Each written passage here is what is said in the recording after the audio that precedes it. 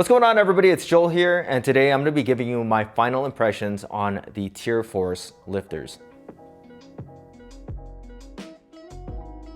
All right, so I got these lifters sometime in the middle of September. So September, October, October to November, maybe about 2 full months of use in these lifters. I produced a lot of content on them very early on, a lot of me doing workouts and giving you my impressions during the workout. So if you've watched any of those videos, you kind of probably already know what to expect from this video. Today we're gonna be just kind of breaking it all down and putting it together, and me giving you my final thoughts on the TYRForce lifters and if they are indeed worth the hefty price tag of $335. Now, I gotta be honest with you, to me, $335 doesn't really seem like that much to spend on a pair of Olympic weightlifting shoes where you're not really buying lifters all that often. I mean, like, CrossFit people just like to spend money on shoes in general, and myself included. So it's like another expense on top of all the other shoe expenses that they're constantly putting on. But really, if you're in need of just a single lifter, you probably just buy one and then you just use it for like 4 or 5 years. But yes, $335 is indeed a pretty good chunk of change to spend on a pair of shoes. That would make the TYRForce the most expensive lifters that you can buy new at the moment. But they are tied with, I guess, their really main competition, if you want to say that's their main competition, and that would be the Anta 2, which are like $330 as well.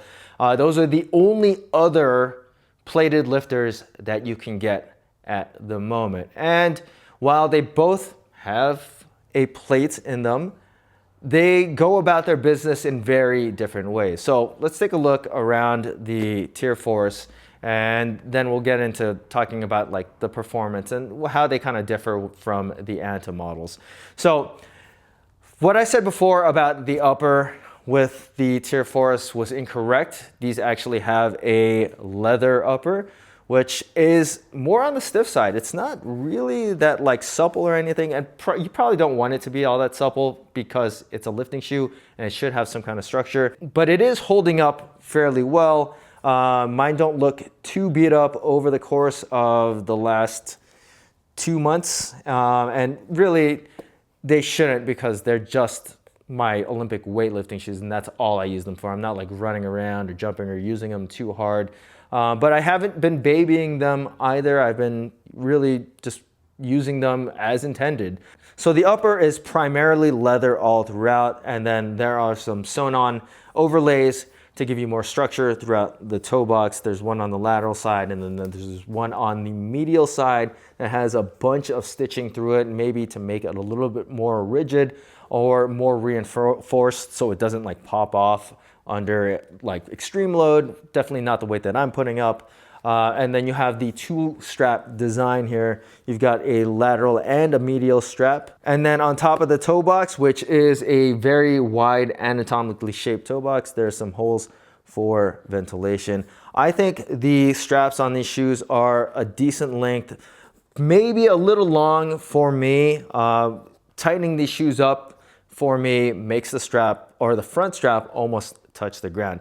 Another thing that I don't like about these shoes is the laces. They do stay tied, but they are extremely long. If I tighten these shoes up all the way, at least as much as I need them to be tightened, then the laces are pretty much touching the ground. Let's take a look at the lacing scheme. It does have a webbed lacing pattern, and it does offer a nice fit around the midfoot. It does get tight there, but as you can see, because the shoes are pretty wide for me, it does bunch up when I tighten these shoes up. So that's kind of an eyesore, but it's not that big a deal, to be honest with you. I do like the little O-rings on this shoe because they have knurled, like, I guess, rollers. I think that's a pretty cool addition. Now, taking a look at the heel area of the shoe, we have kind of like a heel counter with some piping around it. I would say that this is an overlay that's stitched on to the shoe. And then that is made out of leather as well. you have the TYR logo on the lateral side, and then you have the TYR wings on the medial side of the shoe. So this heel counter is the same kind of leather that they're using throughout the rest of the shoe. The ankle collar on the shoe is extremely rigid and locks your heel down like crazy. Getting your feet into these shoes requires a good amount of work. I almost always have to take off the front strap and then, or the top strap, and then I have to unlace the laces a good amount just to get my foot in. There's no like lazily slipping my feet into these shoes.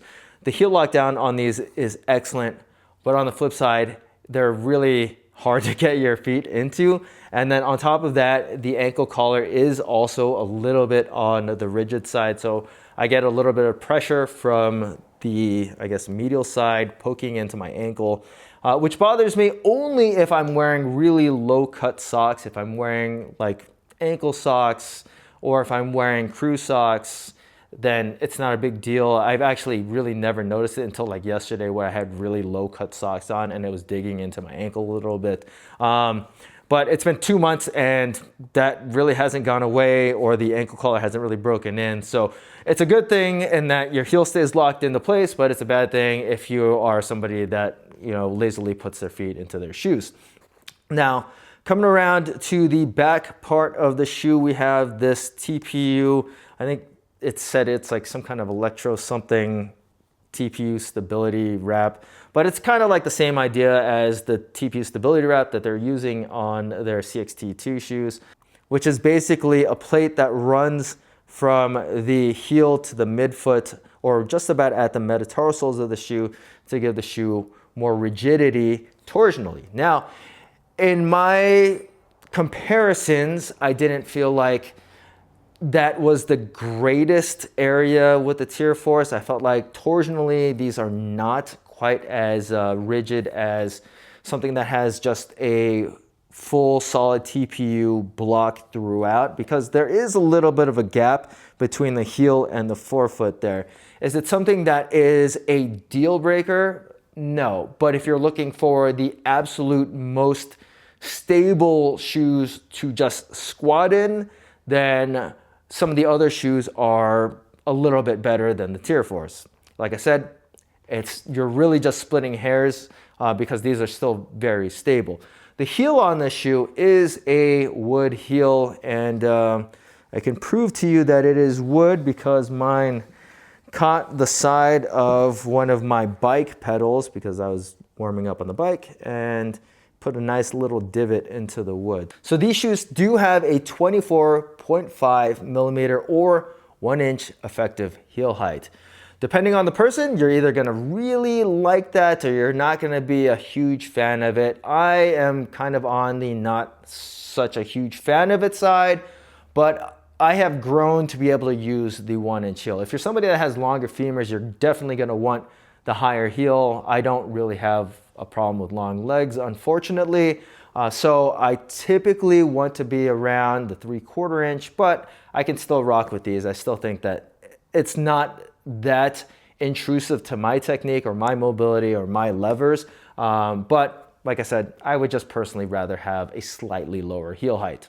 So another thing with these shoes is the insert is, first off, it's like impossible to get. It's really hard to get this thing in and out. But so you're just gonna have to take my word for it. It's pretty comfortable. It's anatomically molded. There's a soft layer on top of it, but the actual insert is like TPU. It's made like to be a competition style insert. So it's not gonna give, it's not really there for comfort, though there is a little bit of foam that lines the top of it. Now, taking a look at the outsole of the shoe, we have two big old pods of the TYRTAC rubber, tons of rubber in the forefoot, which I don't think is going to be wearing down anytime soon. The grip on these is fantastic. I think it is probably the best in terms of grip compared to every other Olympic weightlifting shoes, which to me, for whatever reason, seems to be something that is very overlooked in Olympic weightlifting shoes. So I really like that about the TYRs. One area that is wearing a little bit is the heel. It's getting kind of torn up back there. The actual like thickness of the rubber isn't really that bad, but at the very back part of the heel, the rubber is fraying a little bit.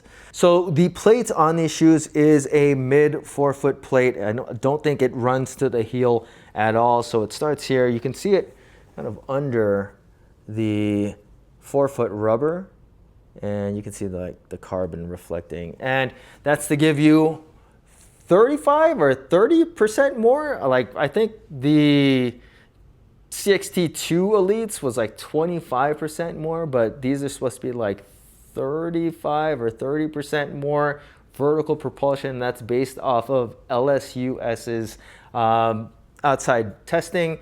And like I said with the CXT2s, it's not something that you can easily quantify, especially when you're just testing by like feel. But I will say that the shoes do feel more responsive without making the forefoot super rigid like it is on the Antas.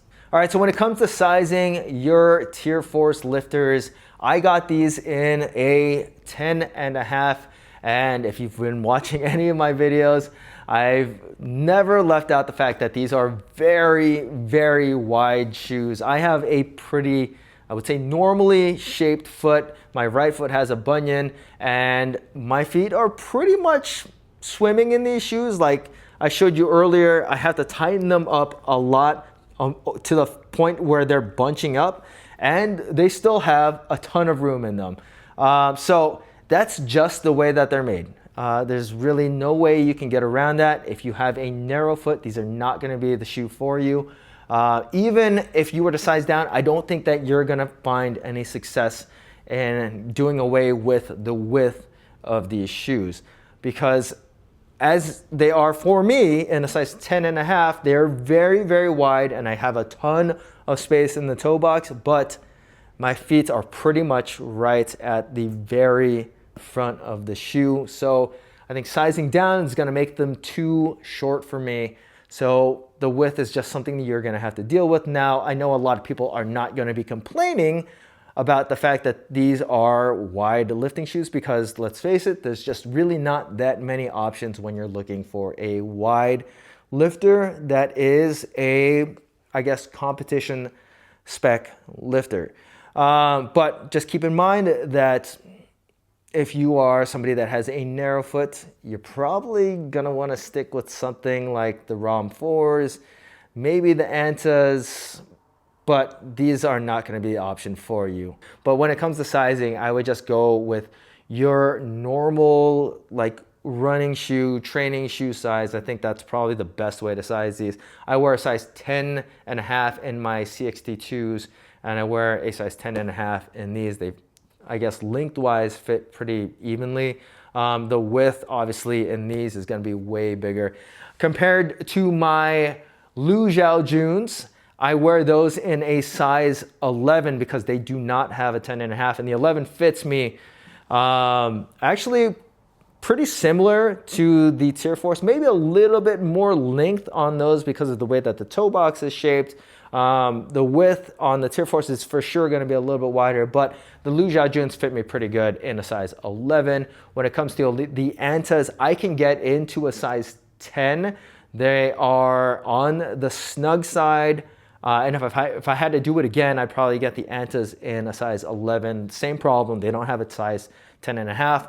When comparing these two ROM 4s, I have to get my ROM 4s in a size 11, which is a half size up, and they're still pretty narrow in the half size up compared to the normal L1s. I wear those in a size 10.5, and those actually fit me more snug than the TYRForce. Now, comparing these to a shoe that I think a lot of people are going to be coming from, which is the Romaleo 2s, I have a 9.5 and I have a 10. I don't have a 10.5 ROM 2, and I think the 10 actually fits me pretty good. I would say that the tiers in a 10.5 obviously are going to be a little bit wider, but I think the length is pretty equal between the ROM 2 in a size 10 and a 10.5 in the TYRForce. So I would say if you're coming from a ROM 2, probably want to go half a size up to the TYRs.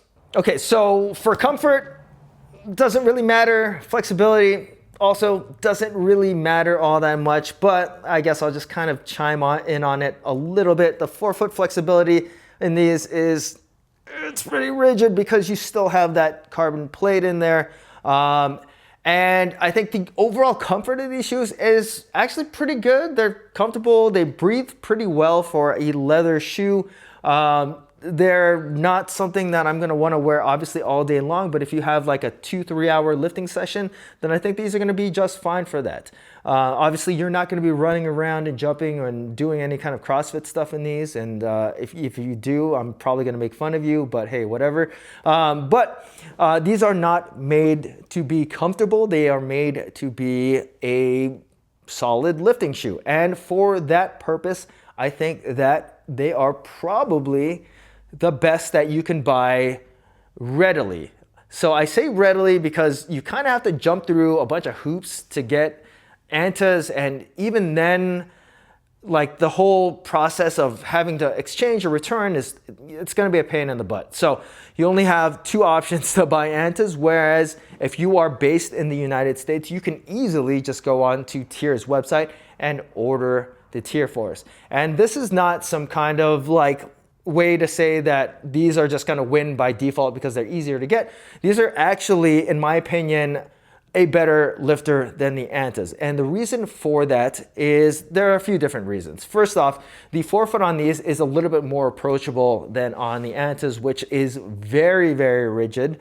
And to me, interfered with my split jerk a good amount. When I split jerked with these shoes, I didn't have the same issues where my rear foot, like I felt like I could not flex the toe at all. Whereas like if you look at like the differences of technique, most Americans will be split jerking, and there's a lot of Chinese athletes that squat jerk, so they don't really need that forefoot flexibility all that much. So if you are somebody that does split jerks, then I think you'll be better suited in the TYRForce.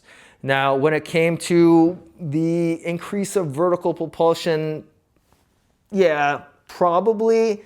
I don't think that the carbon plate's going to be detracting, but I also do not think that it's something that is going to magically go and make you lift a ton more weight. I think it keeps you moving well throughout longer sessions. So on more tired legs, more fatigued legs, I think that the carbon plate helps out the most in that aspect. So maybe when you're up at your like final attempt in your weightlifting meet and it's the end of the day, you're a little bit on the more fatigued side, then I think that's what the carbon plate's really going to shine through for. Or even those longer, more grueling training sessions, you're going to really notice the benefit there because you're going to be able to last longer through those sessions. Now, if it comes to like, are you going to go and automatically hit a 25% more stronger PR? Probably not. That's not what the carbon plate is for. So I said earlier that these are not the most stable lifting shoe that you could possibly get. Even still, they are still very, very stable, very, very locked down. And that's probably the best part about them, is that your heel just feels really secure in these shoes. And obviously you do have a wide forefoot, so you have your ability for your toes to splay. I took these up for a 420 pound back squat PR, and I can tell you that the shoes were not a detriment, even though, like I said, some of the other options that have a completely solid wedge for the heel are probably going to be more stable than these are. The heel still is not going to compress, and really the only time that you're going to notice that they're going to flex torsionally is when you try to actually just make them flex torsionally. And probably the most standout thing to me with these shoes is the fact that the grip on these is excellent. It just blows every other Olympic weightlifting shoe out of the water. There's nothing even close. That's a sore spot for a lot of weightlifting shoes. I don't understand why more weightlifting shoes don't adopt a stickier rubber. I don't know, maybe Maybe you just need to be able to slide your feet around better. I don't know. But I think the grip on these shoes is excellent. It's just unparalleled compared to other weightlifting shoes. And going back to the 1-inch heel, like I said before, I am not, and I've never been a huge fan of 1-inch heels.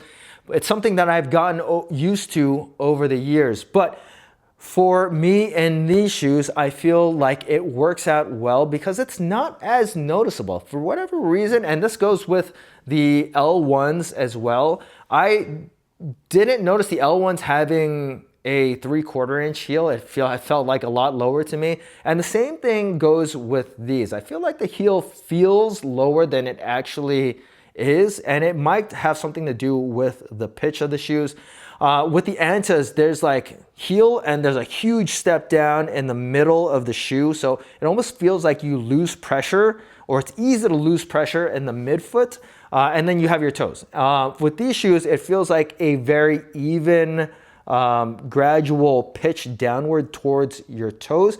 So when going to, I guess, set up for your lifts, or even if you're doing like some kind of complex, it's easy to find the balance again throughout your foot, heel to toe. And that's something that with the Antas is really hard for me to do personally. And ROM 4s that just have a really sharp like arch, those shoes I feel like are really hard to find that full foot pressure. I think for the Lus, they're pretty comparable to these shoes, though I think the Lus feel a little bit higher at the heel, and then also the toe on the Lus does also kind of come up. There's like a weird toe spring to those shoes, whereas on the TYRs, it's a flat profile all throughout, even though you are missing, you know, a contact point in the middle part of the shoe. So all in all, when it comes down to it, the TYRForce are an elite level weightlifting shoe. You have a really responsive forefoot that has a wide toe box, tons of room for your feet to splay. They've got an incompressible heel, though it is obviously not the most torsionally rigid shoe out there. It's also not the worst. And all things considered, especially the fact that you can go out and get these and return them pretty easily, I think that the TYRs are probably all around the best Olympic weightlifting shoe for advanced or intermediate or competitive users. Now, if you're somebody that is looking for your first pair of Olympic weightlifting shoes, you're kind of a novice lifter, then $335, you could probably not spend the extra like $135, and you can go with the normal L1s. And I think you're probably going to be satisfied with something on that level. They are not as stable or as responsive as the TYRForce, but really when it comes down to it, these are a lot more shoe than most people need.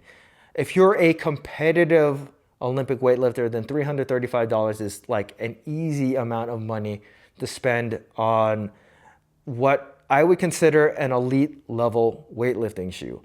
If you're somebody that is, you go to CrossFit and you might do an Olympic weightlifting class every Saturday, then $335 is probably going to be overkill for you. If you're somebody that is just looking for a shoe to squat in, this is not going to be the best choice for you. You can save a lot of money and just go with one of the other options out there, even like the L1s. Now, I'm not here to tell you how to spend your money. If you really are set on spending $335 on an Olympic weightlifting shoe, then the TYRForce are the best ones that you can get. In my opinion, these do everything right. They really don't have any kind of flaws. I would say that for me, personally, and this is just a personal problem, they're a little bit on the wide side and the laces are a little bit long, but otherwise, I don't have anything negative to say about these shoes at all. They are worth the money, especially if you're somebody that is only trying to buy one pair of Olympic weightlifting shoes. If you are somebody that buys multiple pairs of shoes, like just to have a bunch of different shoes, then they might be a little bit on the expensive side, but I'm sure that you've already figured that out. So if you guys have any questions about the TYRForce weightlifting shoes, feel free to leave them in the comment section. And as always, guys, please hit that like button, subscribe, and thanks for watching.